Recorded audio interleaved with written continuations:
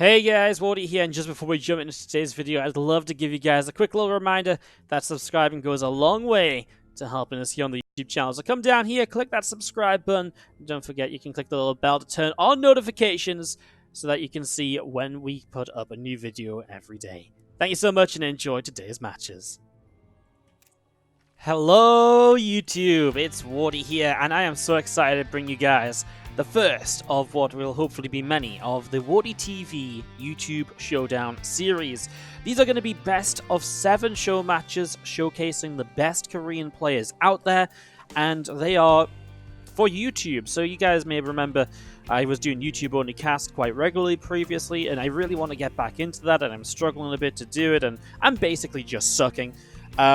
These games are only for YouTube. We're not streaming these on Twitch or anything. And what's really awesome is we have the players right here playing live. So this is a YouTube focus cast from in-game, no replays, there's no results to be previously known. So this is as authentic as it gets and YouTube exclusive. So hoping that you guys enjoy these. This is the first of hopefully many. And we're going to talk a little bit about how you guys can support in a moment too. First of all, we have to the top left-hand side here our red Zerg player in this best of 7. It is Solar taking on the blue Terran in the bottom right-hand side of Thunderbird FanTaSy.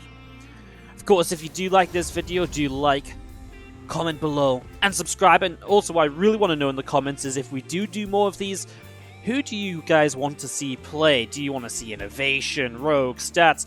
Give me some information, let me know. While I can't promise you guys anybody, because I have to ask them first, there is absolutely I'm absolutely going to take your opinions on and use that to form the invites for this, because I just picked Solar and FanTaSy because I wanted to watch a TvZ, and Solar's, these two guys have been playing in a lot of my events lately, and I kind of like them, and they're both really good players, obviously, but you guys let me know in the comments down below who you'd like to see, and I'd absolutely love to do that. Also, if you are going down below in the video, the way to support this tournament, which is designed specifically for you guys, is the Matcherino page. You can find out more about that in the description, and there'll be a little 30-second segment after game number 1 to describe how you guys can support for free and help to make more of these matches happen. For now, let's really dive into the action as we have a couple of queens on the way up. This hatch gas pool opener is going to lead into a pretty fast third hatchery as well for Solar as he moves that drone over to the right side. Meanwhile, the Reaper expansion from FanTaSy, which is going to also be potentially a very fast third CC. No sign of a second gas yet with that factory start, so it looks like FanTaSy is going to greed it up a little bit as his Reaper gets aggressive across the map. So already the first Zerglin's taken a little bit of damage. Third hatchery continues up here over on the right-hand side as well. I'm just going to be seeing the Queen dropping down a Cryptium, and the grenade bops the Queen back, but will not be able to do much more, and FanTaSy does have to be careful, of course. Does not want to get too close to that Queen, because obviously that could be pretty painful. Marine continuing to patrol around on the edges of this main base. You're going to be seeing the orbital command of FanTaSy coming up on the natural expansion. And the pneumatized carapace coming in on that main base hatchery as well. So again, that overload speed up. Now, on the latest patch, the overload speed cost was reduced from 100 to 75. And that's really given this overload speed, the pneumatized carapace upgrade, so much more life in pretty much every matchup. It's crazy how such a little cost reduction can kind of do so much for a single upgrade, but we're seeing Zergs really invest into it a lot now. Usually, we kind of see it maybe come in mid-game. Every now and then a couple players would start with it early, but now we're seeing it pretty much, I'd say the majority of TvZs and, other matchups as well. And it does mean that this, single Marine here will not deny this Overlord. So this Overlord will get the scout of a third CC. The buff also came at a very good time, as that's a cancel on the Cryptium and a respread from Solo as FanTaSy puts on some pretty good pressure. The buff to that pneumatized carapace came at a pretty good time as well, though, right? It came at a time where battlecruiser openings were really, no pun intended, operational. They were really doing very well in the matchup. There was a lot Terrans could do to kind of catch the Zerg off guard, and Terrans were also starting to throw in some Hellbat attacks and some attacks which were really designed to say, hey, I'm really going to check to see if you know what's going on here. So that pneumatized carapace upgrade certainly is cheaper, and it comes around being cheaper at such an important time in the meta where Zerg were struggling a little bit with all the variety of Terran openers, although if they did get past that opening stage, still fairly decently considered that Zerg is in a pretty good spot later in the game, especially against Bio. Against Mech, you could argue maybe a little bit differently, but in general, we've seen some pretty fun back-and-forth action when it comes to late game, and we could definitely get late game here. Thunderbird is one of the 2 maps in this best-of-7 series we're very likely to see late game on, this and also Acropolis. Outside of that, late game is also possible on a bunch of other maps. It's just these are the larger maps that really promote that style of play. And we are going to be seeing mech here from FanTaSy, so 2 more factories on the way up. This 3rd CC lands nice and early, only 1 ramp to defend here, so you can absolutely get away with the kind of greed that's gone on. You know, playing mech with a fast 3rd CC, for example. You know, your factories are very slow to come up, you're only on Hellions for quite a long time, didn't build any sort of defensive unit in forms of a Battlecruiser or a Banshee. It's just this Liberator to go and harass, and it's not even that many Hellions on the map either, so FanTaSy is quite happy to let this go late. And as I was just saying before I got sidetracked, the late game really does show a lot of diversity nowadays when it comes to TvZ. You know, whether the Zerg goes in towards Broodlords eventually, or whether they kind of just play very aggressively, whether they'll go past the Ultras. We've seen a lot of players, you know, when they play against mech, play a lot of different styles, and this fast infestation pit is very likely to be the swarm hosts, and very likely to be a very, very aggressive style out of Solar to try and slow FanTaSy down. It's a great map for swarm hosts, which you usually pair with the Nidus network. Unitas over here, you know, you can jump into the 3rd, Unitas over up here. You can, up here is actually a better location, because then you can hit the natural or what will eventually be this 4th base as well. And then in the main base, of course, that's pretty well protected, so you don't have to worry too much about anything moving over in this direction, as we do see those few Hellions and a Reaper pulling back down to the bottom side. Viking of FanTaSy coming up and is going to find the Overseer. And there's that Nidus network we were talking about before. There's just not really much else that makes sense with that fast of an infestation pit. It's too early in the game to start building infestors, because they're just not going to, you're not going to survive if a big push comes, because 2 or 3 infestors just aren't going to make a difference, whereas 8 swarm hosts absolutely will. And it takes so long for those infestors to really come online. By the way, love this Liberator, still harassing, and while it hasn't done a lot in terms of killing, it's only gotten 1 drone, it's doing a lot in terms of just keeping Solar busy, right? And it just keeps his attention over there. So really great play with that Liberator from FanTaSy here in this first game of the series. A couple more Cyclones on the way up, 1-1 upgrades continuing along on the engineering base, and that Stim Pack upgrade starting up on the barracks as well. We will see a Nidus Worm dropping down over on this left-hand side. And we do just have Hellions, Cyclones pressing forwards into the center of the map. A couple of these Queens coming forwards as well. We do see already, I mean, that's just going to be some trouble actually. Those Queens, bit of move command there, and that's going to be a dead creep team ransom more as the scan drops down. Now, Solar did already clean out these rocks on the left-hand side. It's very interesting because it means that he gets an easier attack path down the bottom. It also gives the easier push up for FanTaSy. However, the other way to look at that is that's quite a few Cyclones being picked off.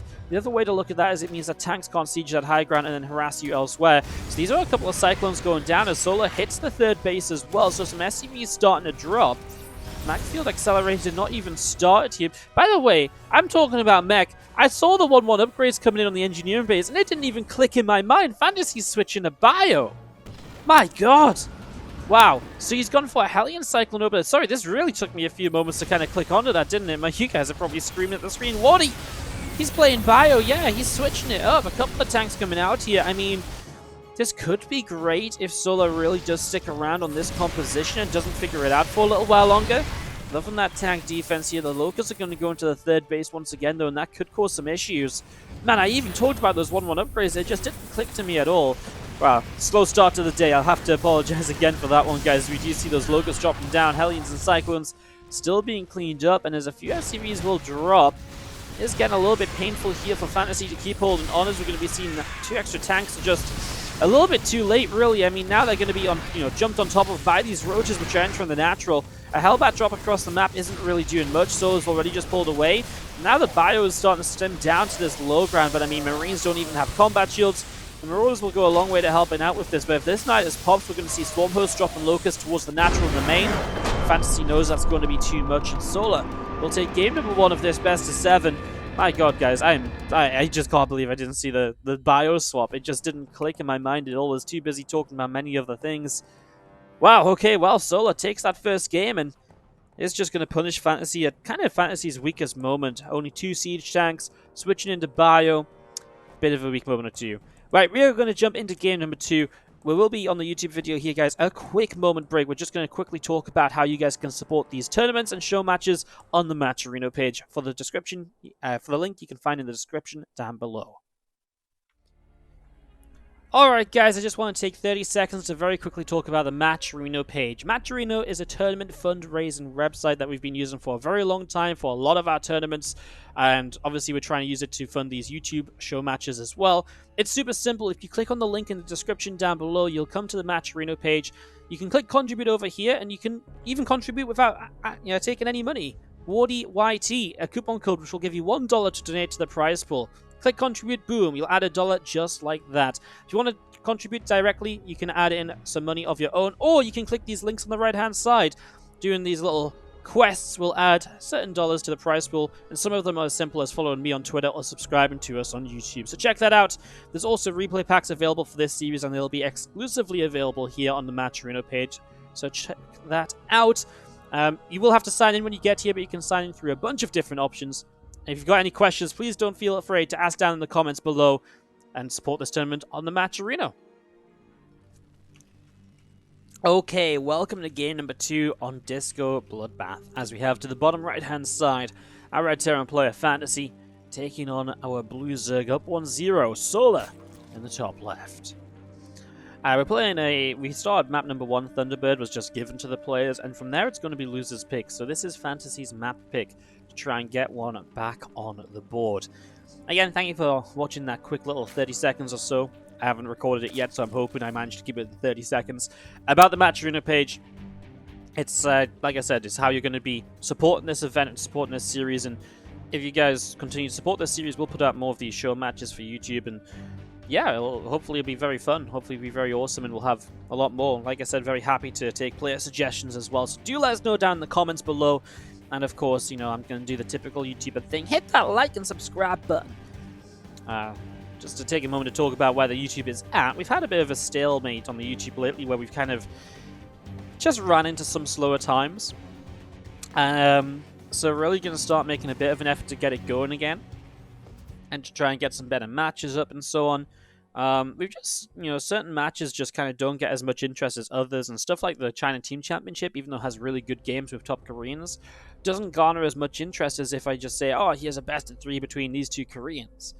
So trying to figure out a way to kind of work around that while also uploading the China matches and stuff like that. So that's just kind of where we're at. I absolutely want to start doing some more YouTube-only content, those YouTube-exclusive videos, bring those back, because we haven't actually really done those for quite a while. It all kind of broke down when my mum went to hospital and stuff, and I have definitely been a little bit busier since then, but I think a lot of it's just getting into that mentality and the state of getting back on track and so on. So it's definitely something we can do.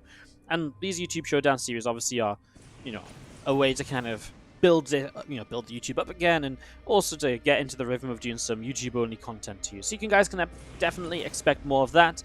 As for the frequency of these events, I would love to do them maybe twice a month, but it really depends on just how often you guys kind of support it, basically. It depends how well this video does, and then I'm going to gauge it from there. So keep your ears out for more info, as we do have our opening builds, though, now set up. So let's talk a bit about this game. It's FanTaSy again, by the way. 3rd CC is going to be dropping soon, right? I mean, he is on a lot of minerals, and there it is, 3rd CC in the main base. So FanTaSy is going to open with a bit of an economic-based opening once again here. Factory on the way up from FanTaSy. Going to be completing as soon as we see this Reaper nibbling away at the 3rd hatch. Few Zerglings peeling back into the natural. Queen is going to drop a creep 2-minute down. So going to be spreading out the front as Pneumatized Carapace on the way up on the main base as well. Ling speed about 75% of the way done. And of course, it's all the typical things that we just saw from Solo in game number 1 as well. So not really much change up here. Obviously, as this map plays out, it does play very differently. You've got multiple access points to the 3 bases. You've got a Reaper jump-up slot here that's being defended by Lings very well. And in general, FanTaSy will have a tougher time taking 3 bases on this map, so I do wonder what he's going to try and do. It kind of makes me feel as though he might go in towards at least a Banshee this time around, because, or maybe a delayed battlecruiser with a, 3cc opening. It is something we've seen before. It's just something that can really kind of push back ground units while taking that fast 3 base, because otherwise he really might find himself running into some trouble pretty early on here. As the Hellions come onto the map, ooh, that's a bit of an interesting pathing bug, isn't it? I wonder if that's because they were rallied to the Reaper or so. Either way, they're going to be able to join up, and the Reaper and the Hellions will go around the right side. They got to be careful with where they go. They might find a drone or two over here, which is quite nice. Although nice extractor, and spore crawler to defend all three of those drones. That's really nicely done, actually. I was just going to say, it's interesting where those Hellions go, because if they come to the center here, you're able to maybe get a creep tumor or two, and that's one of your big goals with the initial Hellions, to be able to slow down the creep spread and slow down the map control of your opponent. Now this time we're seeing Stimpack nice and early on, so we're going to be seeing FanTaSy is absolutely just going to commit to bio, not going to make any sort of crazy mech switch. Or, mech into bio switch. Thank you, FanTaSy, because I don't know what I would have done if I'd missed that happening a second time over. As two Evo Chambers drop down behind this natural mineral line, the Hellions poking forwards, and, well, drones continue to take some damage, as siege tank production will be very vital here. And obviously, it's kind of interesting because while he played mech last time, he didn't have the tank count really that high, because he was building Hellions and Cyclones. So this time the tanks will come out nice and early, and what you can do really well on this map is position the tanks on the main base to defend the third. So if you position tanks up here and here, it covers a lot of this area down here, and so you can really defend this third base with much fewer units than you might expect. As engineering bays will finish and upgrades will start for FanTaSy, Solar has already gone into +1 melee and +1 carapace, so those upgrades are already on the way out, as a Reaper and a few Hellions going to be looking around to see what they can do. Overlord hanging out overhead, and those Queens continuing to wander forwards as well. Also just trying to see what they can get up to, as a couple more creep tumors on the way out. And again, that leg going to be finishing up in the next next minute or so. We'll get a bit more of an idea of how Solo wants to play this, because obviously he's playing against Bio this time, so he's not going to play Roaches. So it's going to be very different from Game 1. Now, Solo does like to play a Lingbane-only style, rushing up to about an 8-minute hive, and in towards an Ultralisk cavern, Ultralisk production, and going from there. So that's something he definitely will do, but obviously he's also not afraid of going towards a Spire, going towards a Hydralisk den, playing Lingbane Muta or Lingbane Hydra. So really it's just eyes out on what he is going to decide to do. Taking down these rocks is really nice. Also these rocks too. This is such an, a ridiculous kind of just line in the middle of the map almost. You don't even realize it until the Terran starts sieging the tanks behind it, and all of a sudden it's like, oh my god, I actually just can't get on top of these siege tanks. So Sola is absolutely correct to prioritize taking down the rocks here and here. It really opens up just avenues for him and less choke points for the Terran to utilize, which is pretty much always the aim of the game. As there's players, we do see FanTaSy pressing forwards.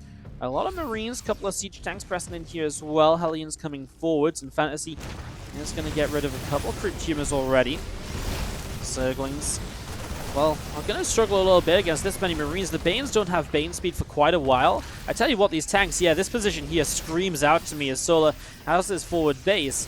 Those tanks there are going to do a lot. If the tanks can target fire those Banelings, by the way, that would be absolutely huge. Just get one shot off on the Banelings. Is there more? There's only a couple of Banes left. FanTaSy target fires them down. The Lings have a full surround, which is obviously helping too. Love the fact the tanks are firing on the Queens. It means there's no friendly fire on the Marines, as Sola will clean up.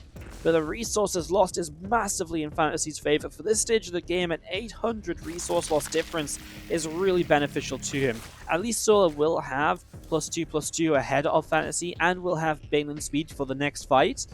As FanTaSy is doing that, oh my god, FanTaSy is now going into factories and double armoring. Is he actually just switching this into pure mech play? He actually is. What? FanTaSy, what are you doing? This is actually just bonkers. I don't know what else to tell you. From mech into bio in game 1, into bio into mech in game 2. Okay, here's me saying there's not going to be any crazy swaps, but there absolutely is.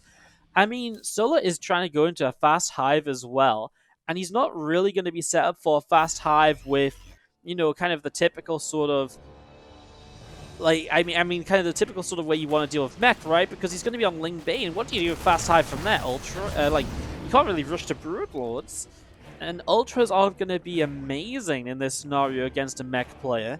So it's kind of funky. Obviously, upgrades are now starting up from FanTaSy, the 1/1 vehicle plating and weapons. Infernal Pre-Igniter on the way for the blue flame. He's not going to play Cyclones, he's just going to play a Hellion tank. So a Hellbat tank, a more typical old school style of mech, as we'll see some Marines stimming forwards. A couple of Lings going down, Creep Tumors being picked away at. The Lings will get a couple of Marines out in the front. Marines on the right-hand side will have to lift up.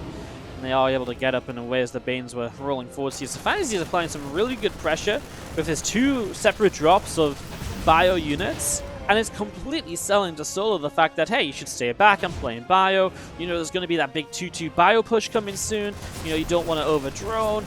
And meanwhile, FanTaSy's actually on 85 workers, building a 5th command center already. Playing mech is the big thing here, because that's just a complete shock. I mean, Solo sees like, oh, you've got a Hellbat from earlier in the game. That's cute and all. But when he sees Blue Flame, he'll be like, is he playing like Blue Flame Hellbats instead of Widow Mines? I think that's the first kind of go-to in your mind before you think of, oh my god, mech. Now we do see 2 Vipers on the way up, and we'll see the Spire coming down with the Ultraverse Cavern, but that's quite a while until we really see Broodlords able to come out here. You know, Greater Spire will not be up for a while, so the Vipers are pretty typical because he knew it was siege tanks early, so Vipers are always going to be very useful. They have a lot of different utility, but as Solo maxes out on Hellion Tank, as FanTaSy maxed out on Hellion Tank, Solo is maxed out on Ling Bane, and he is actually really focusing on Zerglings, and he is going to get massacred if he tries to take a Ling Bane fight against so many Blue Flame Hellions / Hellbats and tanks. I mean, this shouldn't be funny unless you can get a really good multi-pronged engagement. That is the one way you can maybe make this work. He's morphing in more Banelings, so he doesn't even have much gas that he wants to really work with here. We'll see an attack in towards this left-hand side, and tell you what, FanTaSy is not really prepared to defend this position. His army is over on the right. Solo's going to see this for the first time. He's going to see these Hellions, he's going to see these tanks, and I swear down, Solo has no idea what is going on until this very moment, as we're going to be seeing the Banelings crashing into Hellions pretty ineffectively, honestly. The Hellions split away quite nicely there. Good scan, drops this CC down. Did lose 10 SCVs, but FanTaSy was on 80+ workers, so can afford a few worker losses as this army from him will now gather around the bottom side. Through the center, seeing where it can go, +2 vehicle weapons and plating on the way up. 5 more siege tanks coming in as well as Hellions and tanks continue to press forwards here. Cryptumus starting to drop. Hellions around the left there, going to be picking away at a Queen, and well, a few more tanks sieging up, and those Hellbats setting up as well. Big Ling counter-attack. I mean, this is nice. This is going to deal quite a bit of damage. The Hellbats that were over here were actually not Hellbats, they were Hellions. There's still some Marines in this army which will stim. They will act as a buffer. I mean, this counter-attack is doing a lot. If it weren't for this counter-attack, Solo would be in a lot of trouble, and he might still be. I mean, Greater Spire coming up is the one thing that I look at Solo and I'm like, okay, well, at least he's got something here, right? But I mean, he doesn't have any Corruptors yet. He is not really on a lot of gas. Now we're going to see this army moving up. Tanks are not properly sieged just yet. We're going to see a lot of units coming in. Great blinding clouds. I mean, if there's a fight that's going to change this game, it's perhaps that one, but it's still so expensive for Solo because obviously FanTaSy, you know, it still trades, despite that being like the worst possible fight for FanTaSy, he still trades well because it's Ling Bane. Now what is going to be interesting, Corruptors on the way out, so we are going to have to see a way for Solo to deal, you know, for FanTaSy to deal with those Broodlords that are coming in. As, man, FanTaSy, maybe if he just wasn't as, you know, completely unsieged as he was there, maybe he would have just won the game with this push. Now with Broodlords on the way out, it will get more interesting. Cyclones being made, as we'll see an army pressing around the right-hand side. He's scanning forwards to get rid of a lot of this creep spread. Solo has a base on the left, so while he lost this central base, he does have the top right. He is still mining 5 bases with a 6th now being re-established in the center. So Solo's mining, and economy is still good as well. Solo didn't really drop below 82 drones, so he's always had a good economy in this, and that's obviously a huge helping hand as well. I don't know what FanTaSy does about these Broodlords. I know he's got Cyclones, but Cyclones, the problem is getting the lock-on onto the Broodlords initially is very difficult, because how are you meant to lock on a Broodlords when they're firing Broodlings at you? Another Hellion morphs into a Hellbat there, as we'll see the 2 Medivacs from FanTaSy up to the top right-hand corner. Lings, Banes, and Ultra gathering up, and just a couple of those Zerglings from Solo also out in the center too. Still this army of FanTaSy pressing forwards into the middle. Hellbats lifting up once again. Zerglings going around to the top side. Couple more Spine Crawlers on the way out. More Corruptors being built. I mean, it's again this big play in towards those Broodlords, and I think FanTaSy can't just expect this to not be a thing at all, right? I mean, he has got 10 Cyclones. I mean, the Broods are coming in from the top left. That's not where FanTaSy has vision from. Look at the banks, by the way. FanTaSy has a lot in the bank compared to Solo, who really doesn't have much at all. Okay, if he's the Broodlords, that should be an instant unsiege. And get the heck out of there with whatever you can. But that's also a time for the Lings and Banes to start pressing forwards here. So Those tanks absolutely in some trouble. The Banes will start crashing in. Yeah, that's a good cleanup. He cleans up the tanks, but the Hellbat's still around, and a couple of Cyclones still locking on. Nothing in particular, just a couple of Zerglings, which means it's not too important. This one, Medevac, is being chased by a Corruptor. FanTaSy loses out again, but he is the player with the bank, and he's building Thors. Now, Thors are something I haven't really talked about, but they absolutely have turned out to be a great counter to the Brutals lately, if you can get enough of them. FanTaSy is also building double Ghost Academy. It feels like this forward base has to be given up, as we'll see a Hellion run by to the top left. Problem is, Solo doesn't have a lot of good units on the ground to defend Hellion run-bys. You know, he's really reliant on Zerglings. And obviously the Blue Flame Hellions will do pretty well against those Zerglings. So typically here, this is not so bad for FanTaSy, but I mean, this entire forward base was cleaned out by these Broodlords, and we're still waiting for the Thors to really come out in numbers. However, there's not a lot to fight those Thors, and now they go onto the Broodlords. If they can get on the Broodlords, that's obviously great, and you see the Broods in some trouble. Cyclone lock-ons helping out as well, as he will chase forwards for a few more lock-ons. Gets that one. A Corruptor too also. Yeah, there's nothing really to fight against these Thors. There's just the Broodlords, so if you can fight through the Broodlings, which the Hellbats are doing, well, the Thors have a pretty good time there, and that's going to be another dead Broodlord. Banes and Lings running in, though, and there's not necessarily enough Hellions to protect these Thors, so now these Thors have to go on the run. Oh, and that's going to be a force round, so these very important units getting picked off here. On the other side of the map, we still have Hellbats dealing some damage. This drone line is absolutely battered. Thors popping in. Oh my god, they get that Viper with an instant shot. Takedown. I mean, there's still a bunch of Hellions here, so as long as these Hellions protect the Thors. The problem was before the Hellions got taken down in the front, but if the Hellions kind of stay behind the Thors and let the Thors take the brunt of the damage, it's going to work very well. Obviously, again, Broodlings will make a bit more of a complication here. This Planetary Fortress goes down, and FanTaSy is starting to struggle on bases, because now Solo can move over the left-hand side and take down this base as well. And it's just been FanTaSy wasn't quite prepared for these Broodlords, and if he'd just already been building Thors or had something along those lines to help him out, this could have gone so much better. A few more SCVs going down. Those continue to press forwards as well. Corruptors continue to take some damage. All the command on the bottom side going down. And we still see Zerglings running down into the bottom left. Going to go get a bit of a surround here on this Planetary Fortress. So Planetary taking quite a bit of damage. And we'll see the Banelings rolling in as well. I mean, that's what FanTaSy knocked down to literally 2 bases. Oh my god. And he's got Thor stuck in the main. No, FanTaSy. Oh no, and he doesn't realize it. That's so much. He's actually got a leading army supply, but without the, what, 6 extra Thors? Oh my god, FanTaSy doesn't realize it either. That's so bad for him. As he lifted up this orbital, he still doesn't even realize it. Oh my god. I mean, there's just not enough here. There's so much Zerg, because you've got to think that this army is missing 30 supply from what it could be. I mean, the Hellbats just get taken down. That's the problem, is the Banes are going to crash through here. Man, imagine those... Oh my god, the rocks get knocked down. And FanTaSy's going to type GG. Imagine he had those extra Thors in the fight. It could have maybe happened, because FanTaSy would have took a much better fight, and he would have started picking off bases. I'm not sure, you know, I'm not saying it's a done deal, but absolutely was a possibility there. As Solo takes a 2-0 lead in his best of 7. Let's see if FanTaSy can fight back as we go into game 3. See you there. Welcome to Winter's Gate.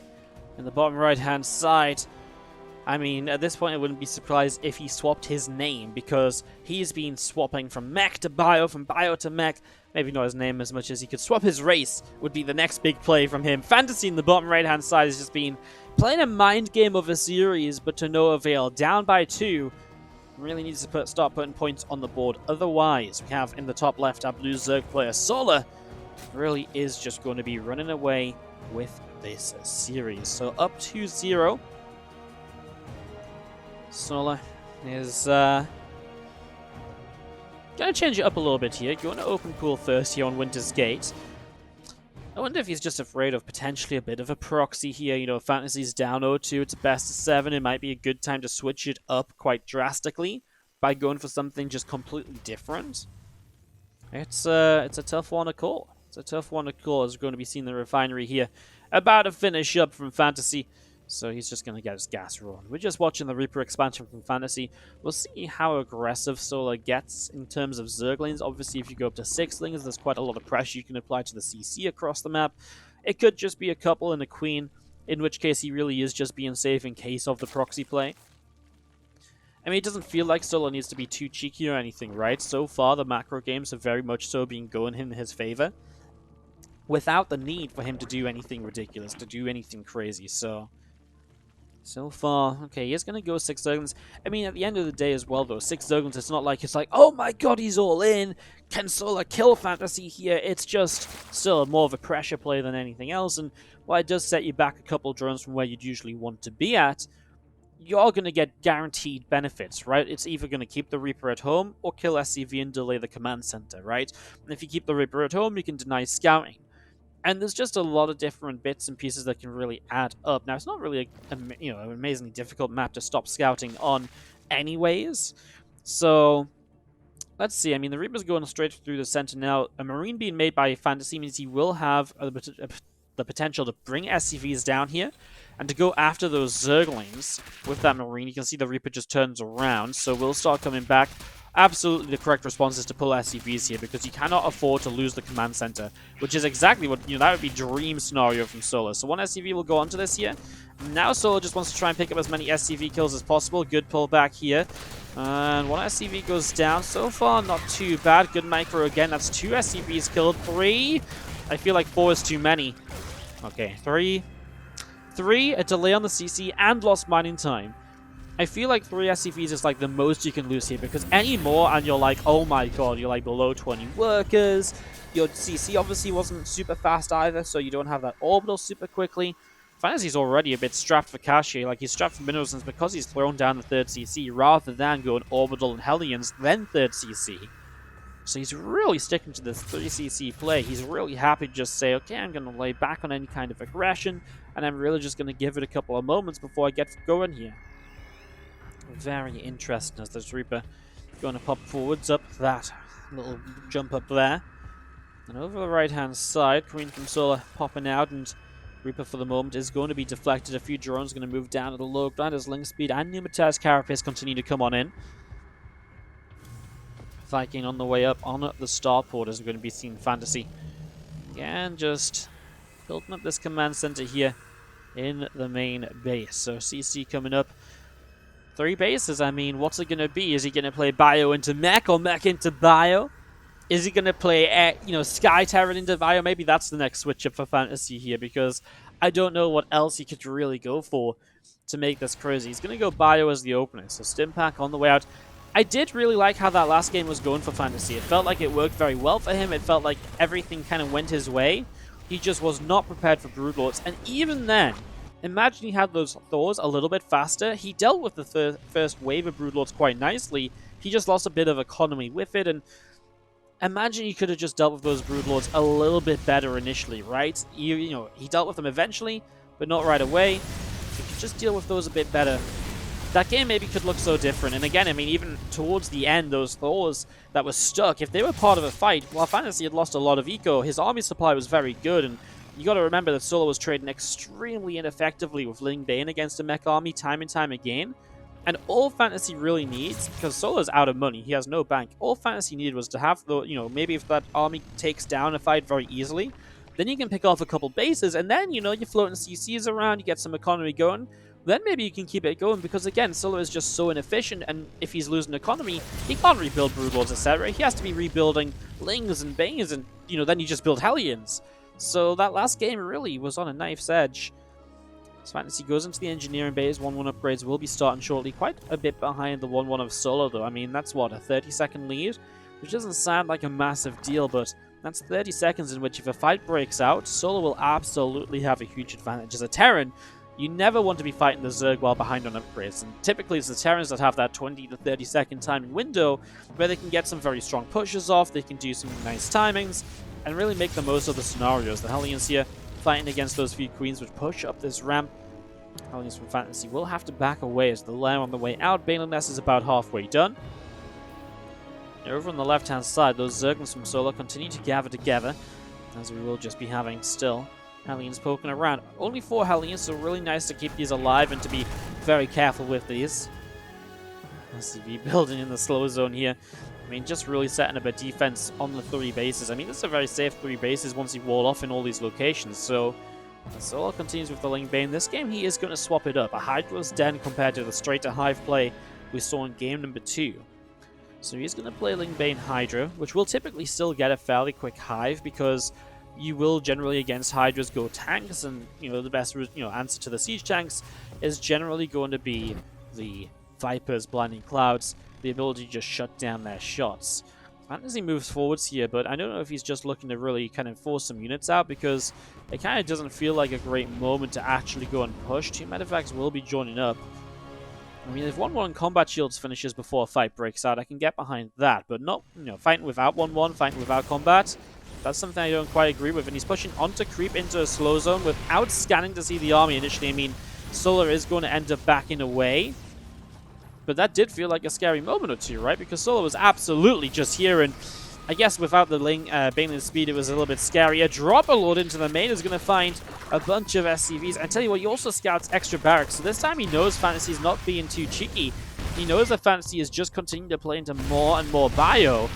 So he knows exactly what he's up against. But this is the one real strong position here on Winter's Gate. This rock combo with the inhibitor zone makes it tough to fight through here. So the tank's position on the other side of it, Marines are going to stand back as we see the Lingbane starting to march forwards. The Marines having to be a little bit careful here. No real splitting from FanTaSy as he continues to back away from that.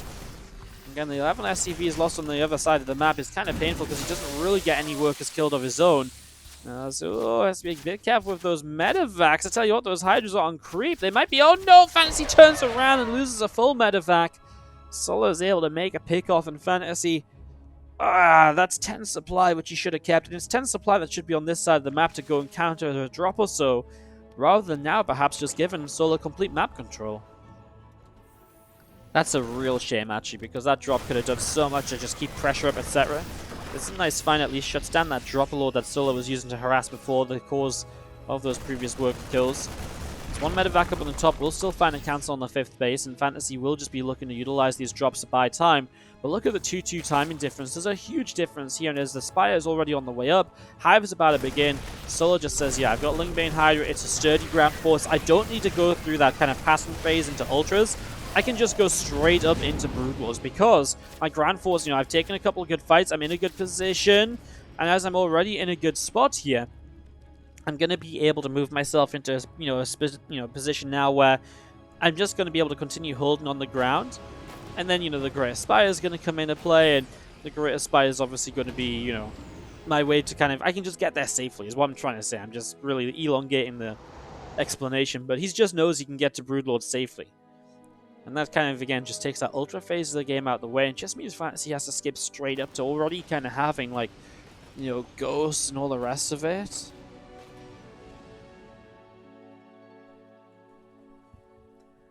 Marines up in the top side.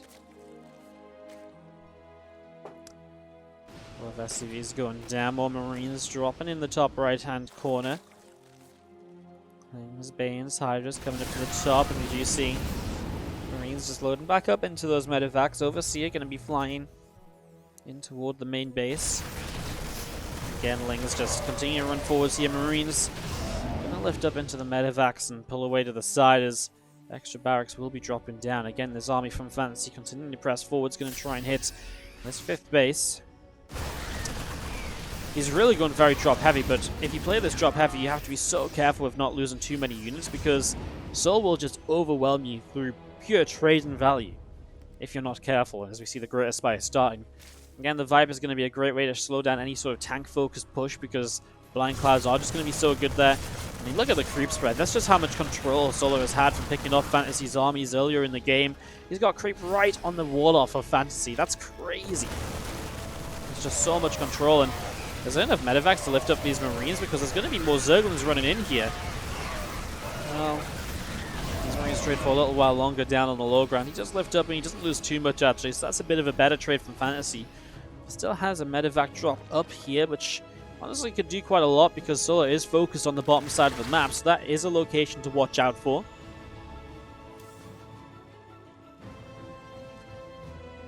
Drilling Claw starting on the factory. Here's Lingbane Hydra continuing from Solo over on the left-hand side. Marines press forwards, pick off 1 Overlord. A second goes down too. A bunch of creep tumors also going down. So really cleaning out these front lines is on the right-hand side. This Overseer will be picked off, and well, still some more creep just going down here and there. let him back into the medevacs and pull him back towards the center. Well, FanTaSy's been able to max out, but the problem is he's maxed out and given Solo the freedom to just be ready to build Broodlords, and that's where the problem really occurs. So if FanTaSy wants to do anything with this right now, probably really has to take it into a much later stage of the game. This was really nice splitting, using the high ground and lack of creep spread to his advantage. Again, eventually has to lift and leave, but good trades from FanTaSy on the ground. 2 more starports, Fusion Core on the way, so I think FanTaSy, if he wants to win this game, has to play it super long. Like, I don't think he can just make one push and win this now. He has to set up into Liberators, probably go into a Ghost Academy and Ghosts as well. Now, Liberators with Lib Range do very well against Hydra-based compositions, but again, the next problem from that is going to be the stage of this where we start having the Broodlords popping out, right? And then you kind of need something a little bit more. And you kind of need Vikings and Ghosts and all of that sort of stuff. As you see, Widowmine's starting to come into play, so has switched up a little bit from the Siege tanks as FanTaSy will press along this left-hand side. I like this. He is keeping Solo guessing, right? Solo doesn't know whether he should be defending the top, the bottom, and that does give FanTaSy some better fights here. And it's been what's allowed him to kind of take fights around the map as this base lifted up is not able to drop down just yet. A lot of Banes over here. Widowmines, will they find anything significant? Not really. And those tanks are going to be pretty forfeit there. As that Bio does pull off the creep. Meanwhile, though, I mean, this Bio forces pretty well. There was some units sent around that side, but mostly Zerglings looking to run by a base. It's not really a lot to properly deal with this. The few Banes that are starting to show up a little bit late to the party, and they go off on Marauders. Marines will continue to pick off drones as Sola is making a pick off down here. Lovely save by FanTaSy. Splits his medevacs away to minimize the parasitic bomb damage and to keep those units alive a bit longer. And while he will go down here, he's done a lot. I mean, especially on this top side, FanTaSy's really done damage to Sola, picking off a base and multiple drones. I mean, over here, these medevacs would be nice to just save the last one if he can.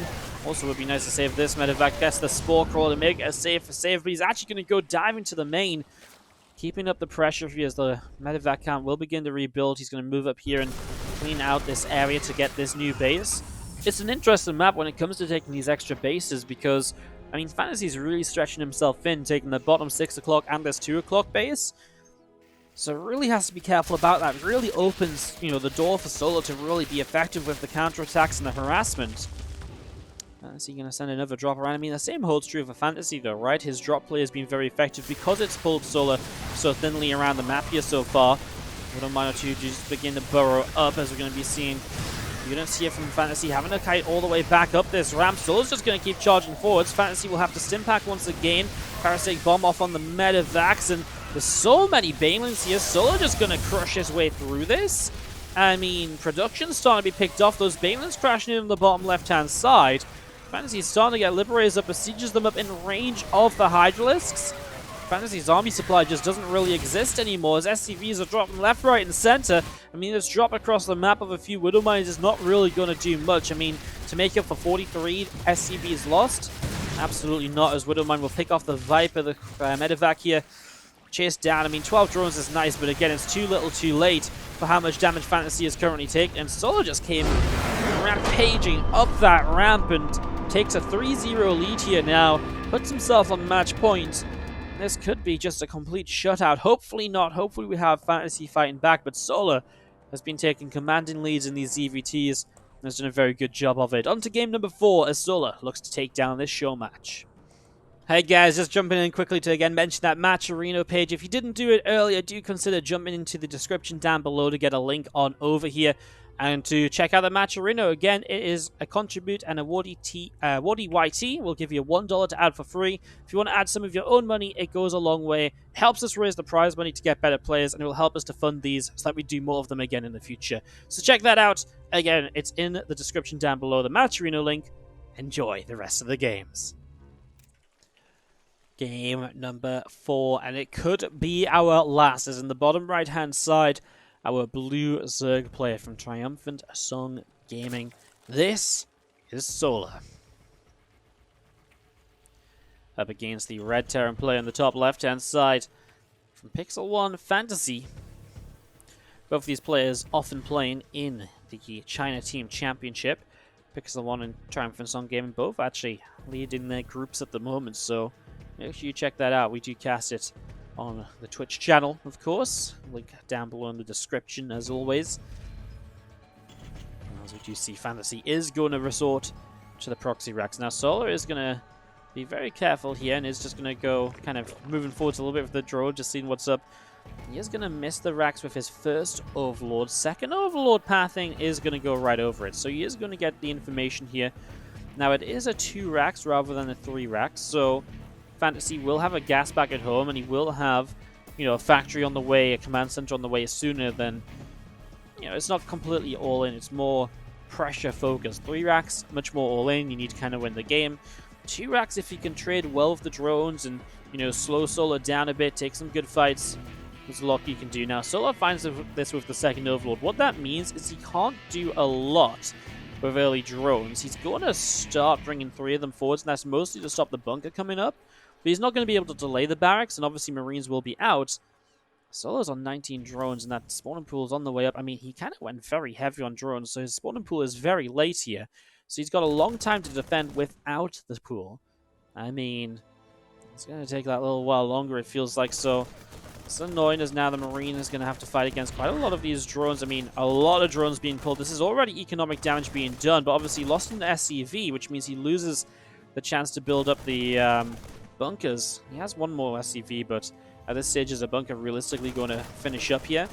3 Marines in total. Obviously, drones can pull into this fight again if they want to. The Marines don't want to go too far forwards. They're afraid of the Zerglings. 12 Lings in production.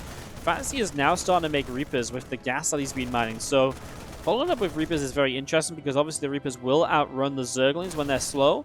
So that does make this quite intriguing. This bunker will continue to build, but again, 1 very low health SCV is unlikely to change much up here. As the Reaper joining in, I mean, again, the 2 Reapers together will be the absolute one thing that, well, Lings alone cannot fight at the moment. Now, the Queens absolutely can. FanTaSy continue to build SCVs. He'll drop a grenade that's going to bop the Queen and take away some of the damage output there. Does not want to lose a Reaper. You cannot afford to lose a Reaper here. As this Queen takes a lot of damage, mind you. Below half health already, and again, the Zerglings will not be much health. Solar is now mining gas again. Was obviously slowed down on that initially to be able to afford so many Zerglings, etc. So did slow that down a little bit. Another Reaper coming forwards here. So now it's 2 Queens, but obviously 3 Reapers. And that's actually a pretty good start on the Queen that was already low. This Queen that's pretty high is saving up energy to perhaps transfuse. And the Queen that was low gets sent into the main base. Now the Reapers could hunt for that absolutely if they jump up into the main. I mean, that Queen, there's another Queen there. I feel like you should go hunting for that Queen almost, because it is absolutely the way you're going to get some sort of damage being done. Great target fire by Solar straight onto that damaged Reaper, and so it gets stopped from healing up further. There's the command center from FanTaSy, though. He will keep the pressure up. I do like the amount of droning that Solar's doing. He's not over-making Lings. He's been making sure to keep ahead on drones despite the situation. Now FanTaSy starts a 3rd CC back at home and a factory. The barracks have lifted up. He's actually made, what, a couple Marines to go home and defend with, as his Reapers will continue to hold map control. It's actually been a very cool way of doing this, you know. It's actually been a very cool little opening. But the one problem that may really kind of arise is link speed kicks in shortly. The factory's probably going to build a reactor before it builds any units. And you're going to have to make sure you can defend this low ground, okay? I guess you're going to have a bunker here. I guess Solar isn't going to go into that many Lings, but it does mean now that Solar's just continuing to drone, and as he continues to drone, he's just going to get further and further ahead from where he could have been. Oh, the barracks lands just in time to block the 3rd. That is annoying, and it is going to delay Solar slightly from the time he wanted to kind of take this at. So, oh my god, a little bit cheeky. This time Solar's ready for it, and he does drop the hatchery down. FanTaSy just wants to keep this racks around because it is kind of a nice little scouting tool. Scout back into the main, get a little bit more info, how much gas is mining, etc. That can tell you a lot about what you're up against here. Is, well, 2 Marines in the bunker with the Reapers that are actually still alive as well. This is why I was wondering, because obviously as link speed finishes, FanTaSy has to back away with the Reapers, but he did that, you know, pretty much at a great time. Because a fusion core will start up, so typically this would be for battlecruiser play, as the barracks will scout into the main. And the battlecruiser, if Solar is not quite prepared, could be very effective, and obviously Solar might be a bit off from where he kind of would expect to be, and, you know, it's always a little bit tough to figure out what exactly you're meant to be doing, as he always starts cloak, and this Overlord's not going to commit in with the 2 Marines there, which means he doesn't see the fusion core, and this is a fake out from FanTaSy at the moment. Marines will start to deal some damage to the Overlord. You can see the Overlord really wants to commit in for information, but decides not to go for it. So again, FanTaSy's selling a really good idea that isn't actually true. I tell you what is going to be nice, this Reaper Hellion follow-up attack. he's going to have a lot of, potential with this compared to, the usual Hellions poking, because the Reapers will add a lot of real damage to that as well. So it's pretty interesting, as we do see the Viking pops out and that Overlord is killed. Then FanTaSy cancels the cloak and starts the battle cruiser. So first BC on the way. I mean, how aggressive is Solar going to get? He's got a lot of gas saved up here. Doesn't really have the overlords to make a bunch of roaches, though, and he is still droning. Okay. I just felt for a moment maybe there was that opportunity to just go into, like, a bunch of roaches and attack across the map. Hellions coming forwards with the Reapers. Doesn't find too much yet apart from the single creep tumor, so that's a nice denial, but nothing too crazy. Zerglings continue to run around. This base is really kind of laying bare as well. There wasn't much there to defend, as, again, Reapers in these sort of numbers do well against the Queens. Unfortunately, Queens have transfusions and roaches are starting to come out. There's the factories to follow up into mech play for FanTaSy. So you do start to see FanTaSy's follow up there as Zerglings running up to the top side, and SCV already in a little bit of trouble. Let's continue to try and pull away. These will come back up, and I could play with the Zerglings, just looking around, checking for the third CC, confirms what's going on. We're going to see a Spire on the way from Solar. I mean, that's going to be very good against the battle cruisers. He instantly pulls his drones back against the BC that teleports in over here. And the BC initially is just going to go for the Queen kill, and then we'll get maybe one drone on the edge of the Queen starting to come up. But obviously you can't fight this Queen because transfusions galore. Ooh, so it just hits that transfusion in time. Meanwhile, Hellions and Reapers will look for some opportunity. I mean, they potentially kill a base. It's not impossible. Drone's going to be the target here from the BC, and they do get the cancel on this bottom left-hand side. So doing okay here. This next Queen nearly dies and actually going to pick up a couple more drone kills. So Battlecruiser starting to do a little bit more than originally expected. More BCs on the way up as these Hellions and Reapers have split up a little bit. That's not good. FanTaSy is kind of running around. He's going to find these roaches. That's really not what you want to find at all. So that was obviously a bit of a shame, just losing a few Hellions. As Corruptor's already on the way up. Again, the speed of that Spire is really awesome for Solar. It means he's going to have Corruptors very quickly to help against the Battlecruiser play. Maybe faster than FanTaSy's expecting. So FanTaSy will have to be quite careful and quite quick on the teleports with the BCs. Depends what he does with this Battlecruiser, really, because if he teleports that one in, it's pretty much a guaranteed kill with the Corruptor camp that we have at the moment. Looks like he'll use this one defensively, though, because of the Ling Roach force. Pushing at the front, cancels a couple of depots already. Still Hellion Reaper gathering in the center, and they will find the Zerglings passing through there. The question is, do the Roaches want to pass through that? I mean, generally the Roaches should trade well here, but it's a tough call. There's 9 more Roaches continuing on up. Zerglings from Solar over the right-hand side. Hellions in the center dealing a bit more damage again, and again, Reapers and Hellions continue to do quite a bit. Roaches and Lings pressing forwards and back. Corruptors up in the center, and we are going to be seeing 1-1 vehicle weapons and playing on the way down.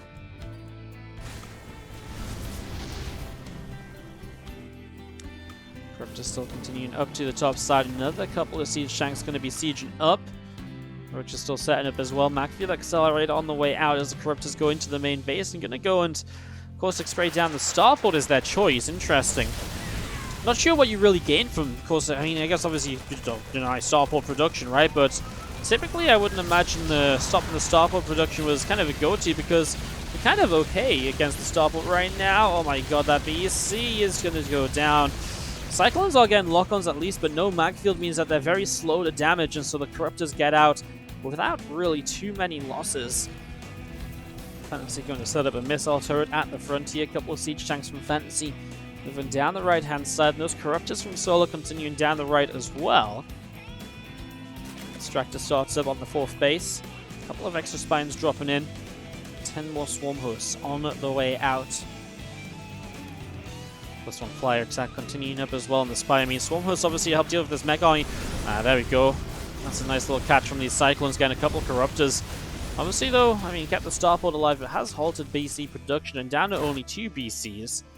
Blue Flame will be done. That's obviously a big helping hand when it comes to fighting those Locusts, but not if you lose all of your Hellions. FanTaSy, he's done this a few times today where he's just not being on top of pulling his units back at the right sort of times, and that's obviously a big shame, as Tankscare should be able to defend this Roach Ravager. And again, usually I'd say, well, Hellions, it's not the end of the world, but you really do want the Hellions and Hellbats to help deal with the swarm hosts, so losing a bunch of those is quite painful. He's now going to dive the rest of them into this base. I mean, the Queen alone is going to start picking up a couple of kills, but there's already 3 drones and should be able to get a few more. FanTaSy goes up to 7, 8, 9. And he's able to make quite a bit out of this, actually, as we see the Swarm host out up to the top left. Oh, okay, 9 drones in the end, but FanTaSy's got money and he's not really maxed out compared to the maxed out supply of Solar here. He's going to come across and find these swarms. This is really nice if he can force these locusts down here rather than into the base. Yeah, it's very well done by Solar. Sends half of them onto the army to force it to back away, and the rest of them will go towards the base to actually deal that damage, which Solar is hoping for. Oh, PCs will fly in. They will find themselves a couple of these swarm hosts. This is what, 1 down, 2, about to be 3, and then the corruptors start showing up, so it's time to perhaps teleport out of there. Cyclones lock-ons onto the lings, so not really doing too much. First teleport drops down. Tanks are mostly over on the right-hand side, so they're not really in position to defend this ramp over here, but it doesn't seem to matter. 16 SCVs died in this natural mineral line, and that is painful. FanTaSy is still just struggling to find his way towards maxing out. Solar is staying on a Ling Roach-based comp with the Swarm host, though, so it's not super tech-heavy from Solar. He doesn't have the Great Aspire yet, and a scan here from FanTaSy will confirm that, actually. So, he doesn't have to deal with the Brood Lords just yet, so he doesn't have to start core production for the moment. Locust's going to come in from the left-hand side. The Locust's going to take some damage from missile turrets as they jump down onto Siege Tank. It's going to soak up a few shots. Zergling's running in. The Zergling's really the buffer here for the Roaches. If you can just spend, minerals on Zerglings and keep your gas units alive, brilliant. And that's kind of, what happened there. Fighting in with the Locusts, which are obviously free, and then you also have the Zerglings too. Once they went down, the Roaches were just like, yep, we'll get out of here. No point committing in any further. Great Aspire coming in on the natural. Roaches and Ravagers out on the right. We'll see the Hellions and Tanya continuing over to the sides. It's going to attack down a set of rocks here. So rocks taking some damage. Swarm hosts around the left, and just going to see Solar, Roaches and Ravagers pressing forwards as well. Cyclones will lock on. Roach is going to get turned away pretty quickly there. A few more corrosive bars continue to drop down. 40 more Zerglings in production. Solar does have the bank as FanTaSy finally maxes out. FanTaSy has a lot of bases and starting to take the top right as well. He really is starting to take control of Ephemeron a little bit here. So we might have FanTaSy definitely giving us a game here. Can he take and put us into an actual bit of a series? Because so far, again, Solar has been 3-0 and just completely controlling this. He just Yamato down to... Okay, Yamato down the Great Aspire. Oh, that's actually kind of cute. He wants to try and kill the Great Aspire off, but... I like the idea, but the response from Solar is very good. The Corruptor's diving in, the Queen's there, and the Transfusion's very good. The idea is really good. The idea is really, really good, but Solar's defense was very good as well. As now Solar can morph in Broodlords, and this is where FanTaSy, I think absolutely has to just say, right, I absolutely now have to go in towards a setup where I'm going to start building up my Thors, because if I don't, I'm in some trouble. Although Solar taking a lot of damage before he's able to defend this, and he really kind of needs to wait for Broodlords before he can fight this at all. So FanTaSy's kind of diving in to do as much damage as he can before then. And this right-hand side base will go down. The Thor production starts at home. The Locust will very narrowly get this natural. There's no SCVs left there anymore. Broods are over on the right side, so if FanTaSy can get some damage on this left right away, he might just back away and keep this army up at this point, actually, because he has got an opportunity to back off without taking the fight. I'm just going to press forwards again. Cyclones do pretty well locking on there. There come the Broodlords. FanTaSy has seen them. He knows where they are. If he can make a push through this left side, kill this base with the Cyclone lock-ons, and escape out to the top, this could be very good for him. The Broodlords are still chasing in. The Zerglings coming forwards as well. There's no Hellions or Hellbats really left here at all. One of the problems, perhaps, is we're going to be seeing Cyclones continue to lock on. Trading out with the Roaches, the Ravagers, Corrosive Bars dropping down. Honestly, FanTaSy's trading pretty well. Lock-ons onto the Morphing Eggs. That's not great. The Broodlords will capitalize on the choke point on that ramp. As now the Great Aspire goes down, the Hellion Hellbat dive into the natural expansion is also going to go after the Roach Roar. So production being lost left, right, and center for Solar. FanTaSy really able to start making a bunch happen out of this as the Broodlords here coming up to the top side. Hellbats pressing forwards. We're going to see a Queen or two going down. So a couple of Queens being picked off at the moment, and we are going to be seeing, and that's a really job well done so far, right, as those Cyclones are going to be able to pick off a Corruptor up in the skies. These tanks sieging up and going to be going after this hatchery as well, dropping down to being about halfway done. Cyclone lock-on again is pretty good. Oh my god, now he gets those Corruptors. Not quite, though, as we're going to be seeing the Roaches and the Ravager picking up those siege tanks. Cyclone here still just set out in the main base. Cyclone will lock on and Overlord will go down. Still seeing some Broodlords continuing up to the top left, and Well, that's going to be a Swarm Host picked off as that Nidus goes down. Solar is really struggling for supply. His army is okay, but it's really only his army. We've got quite a lot of Broodlords. I mean, the economy for Solar means that if he doesn't win with this push, he's really going to be in trouble. And the problem is FanTaSy has so many bases, it's hard for Solar to win with this push because FanTaSy can just back away and give up a base if he needs to. Solar's also positioned on the left when really FanTaSy's on the top right of the map, so I'm not convinced about this right now as the Broodlords are going to start taking some damage. The Thor's pressing forwards here. Nice Blinding Cloud though, and the Broodlords are going to keep the Thors at bay. Thor's trying to back away a little bit as we do have FanTaSy struggling slightly. Another Thor showing up. Broodlings really being the problem, but now the Thors are starting to win out a little bit better, and especially with the Broodlords going down, the Broodlings, not being there any longer means the Roaches and Ravagers will be targeted a little bit more. Corruptors are going to try and caustic spray down a base over here, and there's not really a response to them, so this Planetary Fortress will go down. So FanTaSy loses a base, gets a Corruptor forward from the missile turret. As Cyclones show up, they'll lock on to kill some Roaches. Remember that Solar lost the Grid Spire, and he has not rebuilt, not even the Spire actually, so these Corruptors are now just caustic spray, and that's all they can do. They can't add anything else into this, and well, the Cyclones are going to find a few more kills here as well. That's 4 more Corruptors dying, and Solar's supply is really troubling now. He's got a Roach Ravager army that, again, really needs to win the game, otherwise it's spelling trouble, and he loses 14 more drones in the bottom left, and that's a big problem too, as, oh no, the drones just ran back in! Hellbat's still here, 4 more workers going down. Solar down to 37 drones. FanTaSy on 83 SUVs and looking good for it. We still see Hellions and Cyclones in the center of the map. Moving around here, Roach is going to get locked onto. Roach is taking quite a bit of damage as the Cyclones and Hellions continue to back away there. Liberator on the way out from FanTaSy in the main base. 5 more Roaches coming up from Solar in the main as well as all of this army continues down to the bottom side. Over on the left, the Cyclones locking on once again quite nicely here. Going to be able to push those Corruptors away. And plus 3 vehicle weapons in play and continues through as FanTaSy's upgrades continue in. And it feels like FanTaSy has got one back in this series now. But man, Solar obviously in a fantastic position to go forwards from here.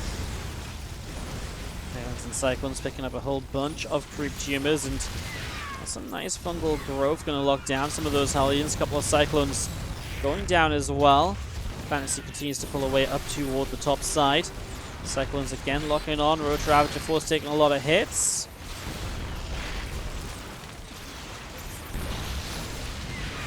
Sami looking to see what it can do. I mean, a couple of Infestors going down as well. The introduction of Infestors is kind of the right move in a way, getting the lock-ons, lockdowns, etc. But at the end of the day, it's just a little bit too little too late. It would have been nice, obviously, if Solar was in a better position, you could get Neural Parasite as well. But we're not in that position in any way, shape, or form. It is really, as this army goes down, I would not expect Solar to stay in the game much longer. Kind of expecting the GG here any second because, everything's just going down. That's all Solar really has left. As FanTaSy takes game number 4 and keeps this series alive by going to a game 5. Didn't think we were going to see this. Solar was looking too good, but FanTaSy makes it work. A well-played game, and he goes with 1 on the board. Game number 5. And we finally have a bit of contention in this best of 7. Still on match point, our Red Zerg player Solar. 3-1, can he close this out against the Blue Terran bottom left-hand side FanTaSy? Would just like to say once again, guys, if you're enjoying this match and you want to see more in the future, subscribe to the channel, click the little bell to get notifications of when videos go live. We upload once per day with the best games from the stream, as well as, again, hopefully now some more YouTube exclusive casts and so on. So if you kind of usually follow us on Twitch, you're here for this series, and you want to see more stuff like this that only happens on YouTube, definitely do subscribe. And of course, click that like button as well if you do like the games. Helps us a lot on that YouTube algorithm. And finally, don't you forget it, you can comment down below, and we are asking you, of course, please do let us know who you'd maybe like to see play some of these show matches in the future. And don't forget, on top of all of that, the Matcherino page is how you can support this event. You can do so for free. We have coupon codes. The information for that is in the description down below. So please do check that out. It's one of the ways you can make more of these tournaments or more of these show matches happen going into the future. Overlord from Solar heading down to the bottom left side. As we do have a hatch gas pool opening, it's not afraid of a potential next proxy racks from FanTaSy, despite having already had one of those in this series. SCV gonna drop that CC down.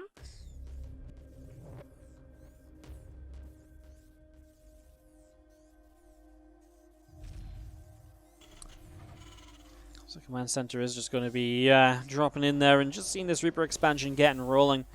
Reaper's going to be heading up towards the upper right side. Overlord from Solar coming down to the bottom left, and just going to be seeing a couple of Queens continuing out. 4 more Zerglings continue to come into as the Reaper will head on up to the top right hand side. This Reaper's going to go on a bit of an adventure. Couple of Queens, couple of drones coming out as well. Factory and the barracks on the way up, so that second rack's pretty quickly here. Is always worth keeping in mind because that means a pretty fast impact can come down. So eyes going to be kept on that. FanTaSy has been 3CCing it.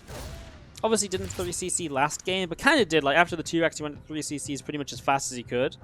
So this is the first game I've really seen FanTaSy changing up without proxying. And away from that 3CC. So intrigued to see what this leads to, because it does feel like he needed a switch up back in games number 1, 2, and 3, and while he did switch compositions mid-game, etc., it just wasn't working for him. So now maybe a little bit more pressure focus. We're expecting a reactor on that barracks. Ooh, and a 3rd CC will still come down. Is he just gonna go into... so what could he do here? Because there's nothing to jump onto that reactor. He's not building another factory. He's gonna go maybe Hellion he could go for maybe a Hellion Marine sort of push. Maybe introduce an armory and go Hellbats too. It's interesting because obviously it feels very aggressive, but there's a 3rd CC coming in, so it's not really definitely going to be super aggressive, right? It's kind of a weird one. As Ling Speed about to finish Pneumatas Carapace will be done soon as well. Solo, we'll see what he makes of this. It's going to be Stimpack starting, so kind of like a 2-1-1, but with Hellions involved as well. And a faster 3rd CC than you usually have with a 2-1-1. So the thing is, the Solo pokes in here. This just looks like a pretty typical 3CC build. He doesn't see the racks in the back, and that's the big kind of surprise factor here, perhaps. The amount of Marines that are going to be coming out, so it could catch Solo off guard. Starport starts building now, so whenever we're really thinking about getting a drop going here, I mean, you see some extra Marines now, so now he's got to wonder a little bit more about where they're coming from. I mean, the drop will come out, what, about 5.5 minutes? So, well, we'll see what Solo's going to end up building, because this is a very funky build from FanTaSy. It's very technical, it's very mind-gamey, it's really relying on Solo to make assumptions that he's doing something that actually FanTaSy isn't doing, so... very interesting. Obviously, not many Hellions because he wants to swap that factory off the reactor to give space for the starport to build the medevacs. So usually a 2-1-1 drop would be leaving right now. It will leave about 30 seconds late with the additional couple of Hellions to join in. So usually against a 2-1-1 you'd play like a Link Queen defense. But actually what might happen here is because, Link Queen defense against Hellions, which are now going to be Hellbats because an armory starts, those Hellbats could go a long way to helping out. And it is going to be, what, 5 Hellbats? There's going to be a very dangerous push from FanTaSy, a very funky way of making this happen. Again, this is definitely not the norm. This is definitely not what you usually expect to see. So, Solo could absolutely be caught with his pants down here. So again, still just making 61 drones, only making Zerglings, only just now starting the Baneling Nest. It feels like everything is going the way FanTaSy wants it to. I mean, with only Zerglings to fight, Hellbats to buffer a little bit, these Hellions have to pull back a little bit against those Queens. Solo has to decide, or FanTaSy has to decide where he's going to drop off and where he's going to run forward from. Baneling Nest halfway done, 20 more seconds. We can see those morph in. I feel like going for the 4th base here is a mistake. I feel like you want to dive in and really deal some damage. You're sacrificing upgrade timing. Engineering bay is still just building, so sacrificing that for this push. We're going to see the Hellions going to stay in Hellion mode for a moment or two. Here come the Zerglings, but now the Hellbats morph in, and Solo will be like, okay. That's when he pulls back and will look to rely on the Baneling morphs, and he's got 19 Banelings on the way, so FanTaSy has to go. If he wants to do something, he has to kill this base or a lot of drones right now, because 19 Banelings is way too many for him to properly fight. He's going to get, what, 6, 7 workers so far? That's a couple of Queens. Those Banes have done it. It is slow Banes, remember, as the Hellbats will soak up a little bit of the damage initially. Marines pulling back. All of this so far for 7 drones. Really nice Reaper grenade. The fact that Reaper's still around here is something you could very easily forget. This hatchery going to take some damage too as FanTaSy. It's a good start for him. What's going to be important is perhaps the follow-ups. And I tell you what, Solo has not started up Baneling speed. So that's very costly for him here as well, because the longer he doesn't have Bane speed for, the longer FanTaSy's going to trade very well with Marines against this Ling Bane army, although we are about to be on 1-1 upgrades. And that's going to mean FanTaSy has a whole set of upgrades behind us. His 1-1 only just now started. So Solar takes damage, is down on army supply, but has upgrades on his side. Then again, what do upgrades matter if those Banelings can't even connect because they don't have speed? That's a minute away here, so a real tense moment or two. FanTaSy, again, 7 drones, really felt like it's not a lot, all things considered. Great defense from Solar, I think, considering the scenario. It's the continued defense that's going to matter a lot as well, though. He loses 2 queens very quickly in this. Reaper Grenade trying to help out. Widowmines are going to burrow as well. It's the lack of creep spread on this 4th base that's going to make this very difficult, because obviously once you get off creep, those Banes are going to be even slow, and you really can't fight this off of creep at all. Feelings going down to the Widowmine means less for the Marines to fight through before they can target down Banelings.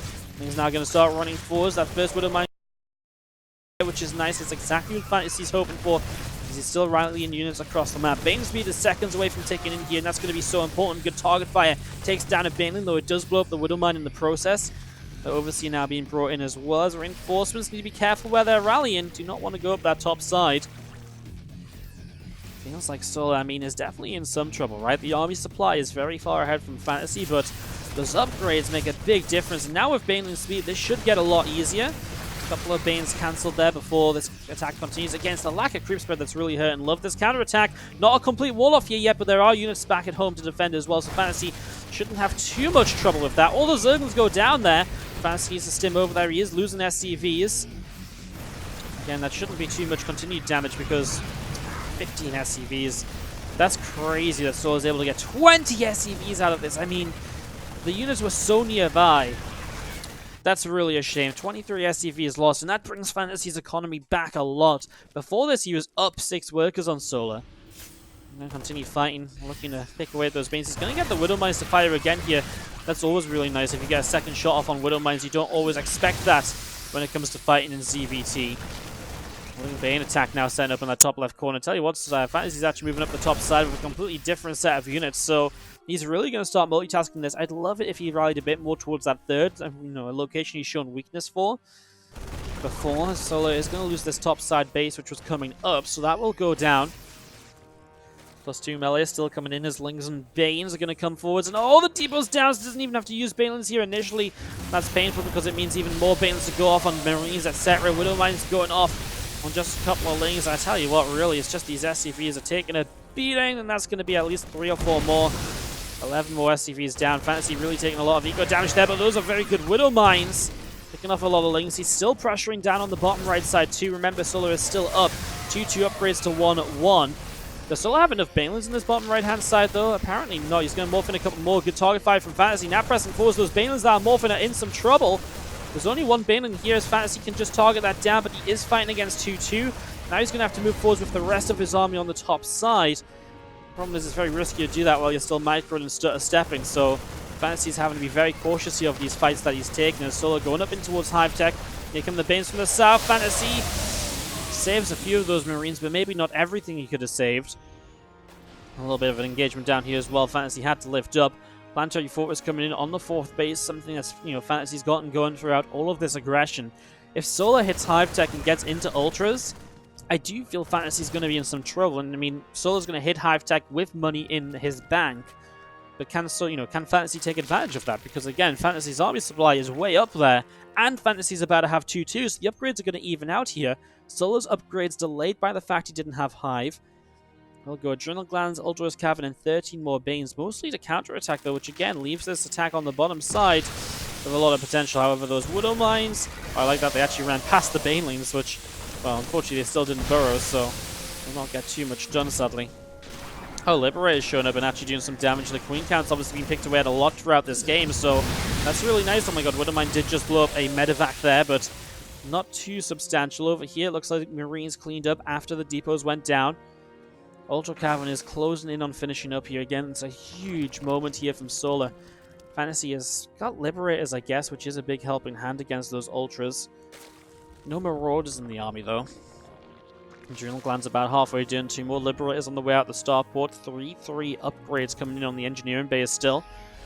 Zergling's been pushed away up on the top side. Widowmines and Marines. Setting up also a couple more Liberators on the way out, about halfway done in this army here from FanTaSy. Setting up over on the right-hand side still as the Zergling going to get picked off. Western V is going to go down as well, as we are going to be seeing the Marines continue to stem forwards here. Planetary Fortress able to get a connection to push those Zerglings back as well. A few more Marines, a couple more Liberators, the Marauder all coming out at the moment as Marines still applying pressure on the bottom side. And again, Sulla is right to keep up the counterattacks, etc. And he is going to have Ultras, but, well, now, you know, FanTaSy is taking a worker lead as well. Yes, a worker lead, but also, as wanted to say, actually, is an upgrade lead. 3-3 on the way in. Ultras without the +3 carapace will still take a lot of damage to bio units. People tend to forget that. They think Kindness Plating is be-all and end-all, but no, it really is important to have that third carapace upgrade as well. This is a nice attempt to come in from two sides from Sulla, but it's just not quite going to be enough, and FanTaSy is going to hold on to this bottom side. Medevac loads up, and we'll just set up a drop, and this is doing very well so far.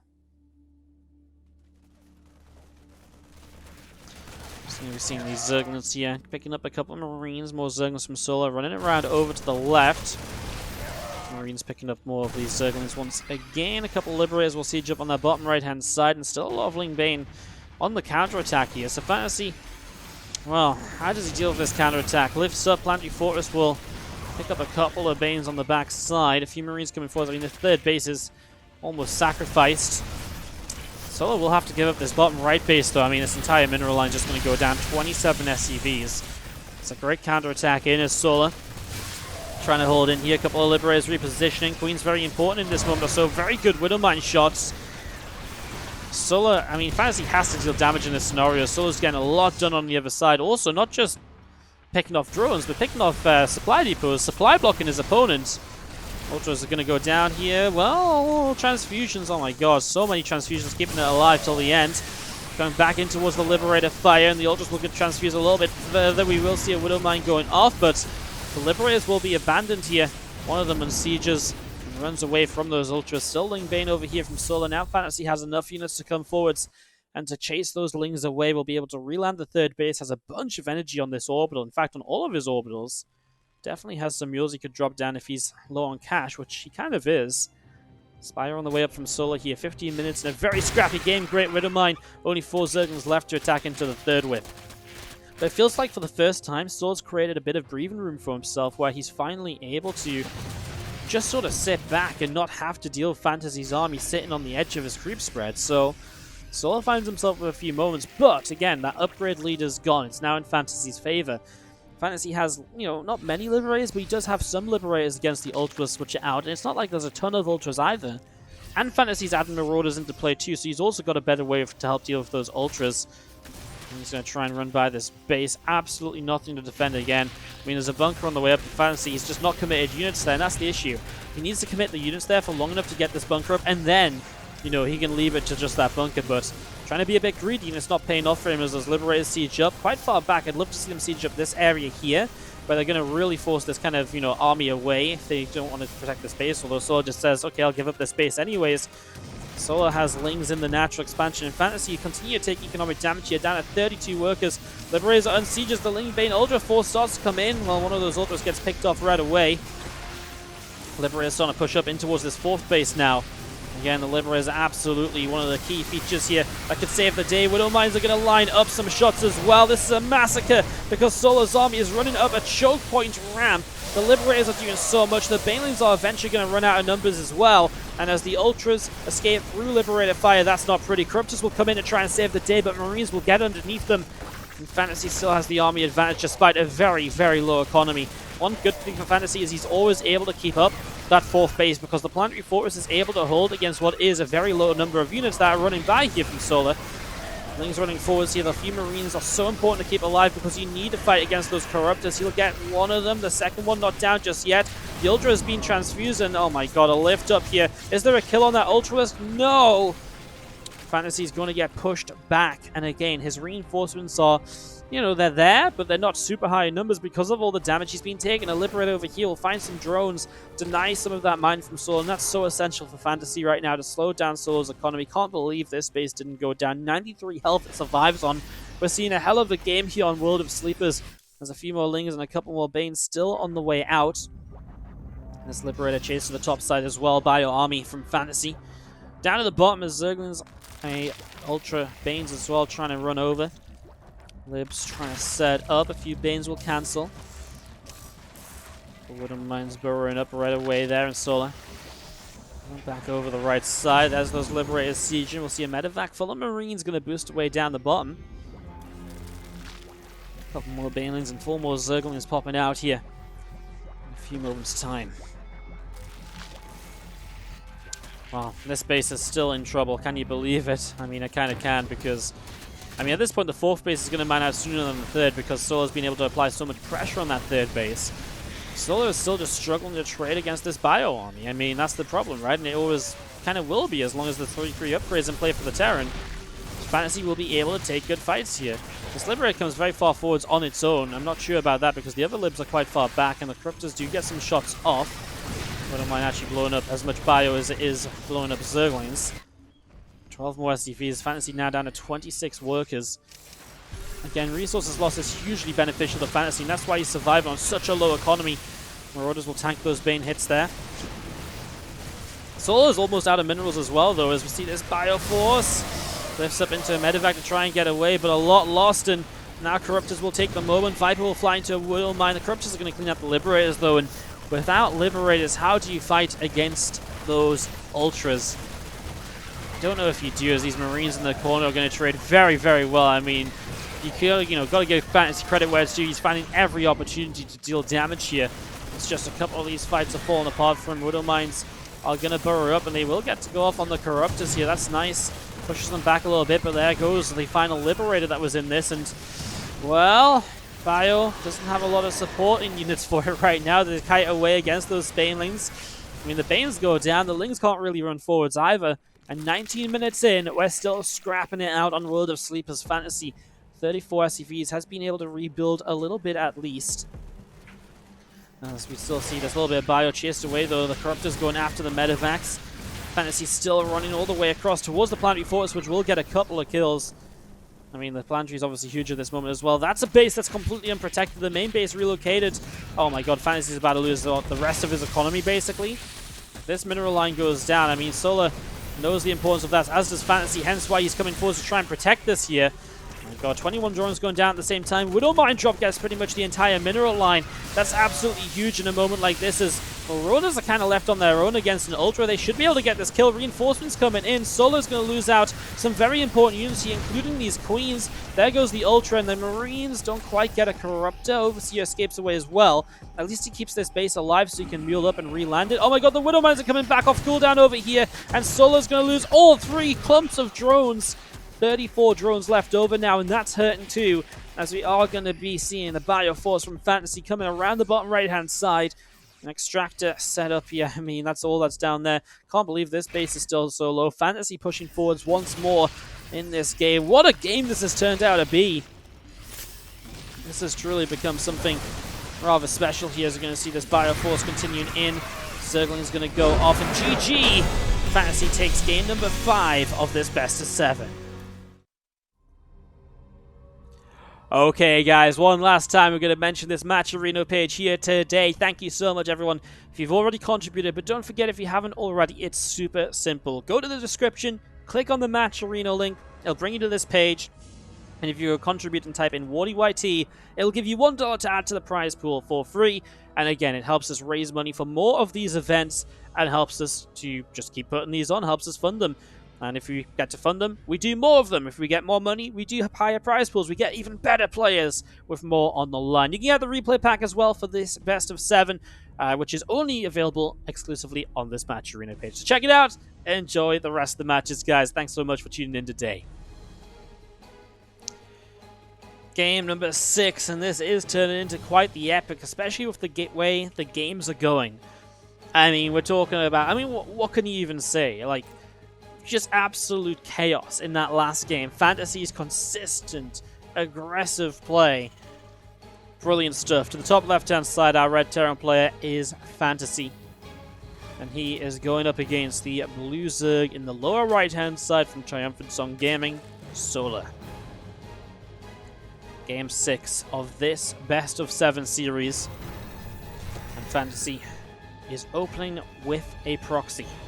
Now, he did win the game, number 4, where he first proxied in this series. And he was, you know, that was the turning point of this series so far. Solo was up 3-0, looked pretty commanding. And while FanTaSy's games have looked pretty scrappy, they have been, you know, they've been fun and entertaining to watch, to say the least. So, and they've worked out. This is going to be a very different proxy racks, though. The 3 racks, and oh no, Solo's going to see it with the Overlord. FanTaSy pulls this SCV back. Is he still going to build the 3rd racks? He is. Solo already saw the SCV, though, so he kind of knows that's there. And he continues forwards with the Overlord as well, so he gets full confirmation. He is going to pull the drones forward to try and delay those racks. Seen it with the first Overlord, of course, does give him a little bit of time to try and play the delay game when it comes to trying to shut down these racks. And obviously, if you shut down, you know, barracks from building, I mean, there's one. The other SCV is going to take some damage here as well. I mean, if he uses the second SCV too, okay, gets into the nice little corner there. He's going to go up towards this SCV on barracks number 3. Only one drone can hit it for a moment, though. I feel like the drones are blocking each other more than anything else. He wants to keep these drones alive, so they'll pull around to the top and they'll eventually make their way home. But a bit of a delay here on the initial numbers. Now we see gas cancelled. Solo's going to go with a Ling Queen defense, despite the fact it's a 3 racks, which is generally very aggressive. You can see even more SCVs pulled across from the main base of FanTaSy, as he will start to bunker up this natural expansion. So 2 bunkers dropping down here. Marines fighting their way through this hatchery. You can see a couple of Lings popping out. Drones chasing this SCV down. More Zerglings from Solo pressing forwards as well. A couple of them being picked off so far. Marines continue to come into this. Another SCV gets picked off here as you see the Zerglings take quite a bit of damage. I mean, it's just a lot of Marines. There's only one SCV left though, and if Solo can target fire that SCV before the bunker comes up, he actually hit a shot off. Oh my god.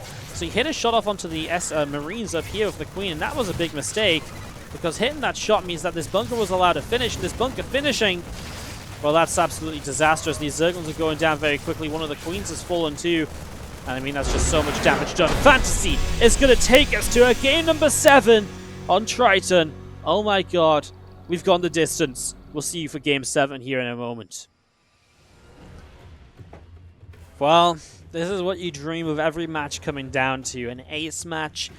God, I'm glad I made this a best of 7 instead of a best of 5. Can you imagine it was a best of 5, 3-0, Solo 1? You know, it was cool, but man, this best of 7 is really, really creating something here. And that was our first, like, really fast game as well, I would say. Well, we're going to continue with the proxy play, apparently, as FanTaSy already sending SCVs across the map. Solo in the bottom right. Can he defend this time round against FanTaSy, our red tower on top left? Will it be 2 or 3 SCVs to proxy, though? It is already 3, so it is actually going to be the 3 racks once again. This first Overlord, man, is off over to this left-hand side. If the second SCV takes that route as well, this is going to be scouted pretty quickly, so it's going to come forward. I mean, this SCV will see the Overlord, so seeing that, obviously Solo now knows about the SCV attempting to come forwards. These 2 SCVs are just going to go and proxy a bit further back. Going to split them up just to try and play some tricks and mind games. Solo knew this SCV was probably heading down over here, so he is going to check for it. Doesn't see it yet, though, so still a little bit blind. Is going to see this barracks up here. That's obviously interesting because this SCV is... all the SCVs are obviously very far apart, and the Marines are going to spawn very far apart, so there's definitely problems with this. I'll tell you what, though, Solo might not realize that this is just, you know, more than 1 racks, because he might just think this is maybe like a 1 racks Reaper. But in reality, this is obviously a 3 racks. He sends the second SCV forward. He sees this SCV on the bottom, so now Solo should start to know. He did set up gas this time, so he's going to start mining that. This SCV is going to just go down. Barracks was basically completed. This SCV didn't even touch it in the finish. He just breathed on it. It's like blowing off the finishing, you know, blowing off the dust, finishing touches, polishing it up. Alright, well, first Marine comes in. They just get a drone kill already, as other drones are going to pull down to the low ground here from Solo. Drone still setting up as another bunker setting up as well. This drone still pulling forwards here, and SCV going to take some damage. A couple of Marines setting up right now. Drone's going to get pushed back. Second bunker up on this ramp. Spinecrawler on the way. Obviously, finishing bunkers would be huge. Here's Marines trying to start a step backwards. A lot of Zerglings coming forwards to try and defend against this. Drone's starting to get a little bit of a surround here. They do have that little bit of extra speed, so they do get the surround a bit more easily. Oh my god, this SCV, if it stops building and goes to the other bunker, in fact, there's another SCV coming up here, isn't going to go for it. I mean, he's killed 2 drones. He really wants to wait, but has he waited too long? It seems like the answer to that is yes. Has to cancel the bunker. Now there's a spine crawler up. No bunkers to play with because this one won't come up either. And a slight micro error there from FanTaSy. Had a couple of different ways to finish that bunker up, but he didn't get either of them off. And because of that, that's a cancel. And FanTaSy is in some trouble. I mean, the rest of the SCVs are already being pulled, so FanTaSy is absolutely going all in with one big push here. Now, this Overlord is going to see these SCVs, so Solo knows, okay, maybe time for a second Spine Crawler, more Zerglings, absolutely playing just as defensive as possible here. No need to try and sneak drones in. FanTaSy is all in. There's been an explosive end to this series, and it's about to come down to this SCV pull. Theoretically, Solo should be set up well. He has been able to set a lot of, see this coming. But he did lose quite a few drones and a lot of lost mine time before, so has that been a bit too much? As here we go, Marines diving straight in here. What they're going to focus on. Spine Crawl against some shots off on SCVs obviously isn't super effective. Marines pull back against Zerglings. Zergling count definitely having some trouble. Queens will transfuse the Spine Crawler. Second Spine going to be finishing soon. We'll target this one down, but it does get a transfuse off, which helps a lot. And FanTaSy's numbers are really starting to fail a little bit. That Spine Crawler still alive. The transfuse is so clutch on that. FanTaSy not getting it down in time. And that probably ends this game for FanTaSy. I mean, if he gets that Spine that little bit faster, my god, the difference that could make. There's these couple of Queens setting up from Solo here with the Spine Crawler. I mean, what a series this has been, guys. You could not have asked for much more than that. This has been absolutely crazy. As we're just going to be seeing the Spine, a couple of Queens.